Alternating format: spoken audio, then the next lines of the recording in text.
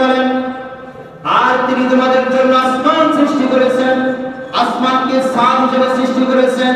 সেই আসমান থেকে রব্বুল আলামিন তোমাদের জন্য পানি বর্ষণ করেন, আর সেই পানি দ্বারা জমিন থেকে তোমাদের জন্য নানা ধরনের রিজিক উৎপন্ন করেন। কি উৎপন্ন করেন? কি থেকে? আসমান থেকে পানি বর্ষণের মাধ্যমে।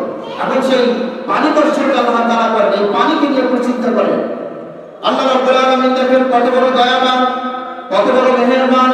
বর্তমান যে সিজনটা চলছে, এই সিজনের নাম কি? শীতকাল। বর্তমান যে কালটা চলছে শীতকাল।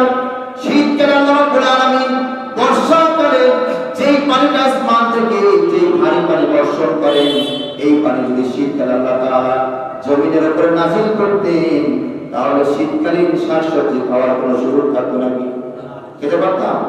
শীতকালীন শাকসবজি খাওয়ার কোনো সুযোগ থাকতো না। এজন্য আল্লাহ রাব্বুল আলামিন শীতকালে কুয়াশার মতো করে বিন্দু বিন্দু কণা জমিনের মধ্যে আল্লাহ রাব্বুল আলামিন আসমান থেকে নাযিল করেন। যে বিন্দু বিন্দু কুয়াশা যখন শাকের উপরে পড়ে, সবজির উপরে পড়ে, ওই শাক এবং সবজিগুলোকে যদি সতেজ বানায় দেন, চিৎকার করে বলেন প্রতিদিকে। এরপরে দেখেন গ্রীষ্মকাল, বর্ষাকাল, তখন আমরা কি রকম করি? ধান রোপণ করি না? আমরা যখন বর্ষাকাল তখন আমরা ধান রোপণ করি।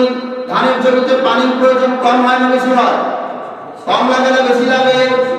পানির পরিমাণ বেশি লাগে বর্ষা ধানের জমিতে। এই জন্য আল্লাহ রাব্বুল আলামিন বর্ষাকালে আসমান থেকে কুয়াশার মতো পানি নাযিল করেন নাকি?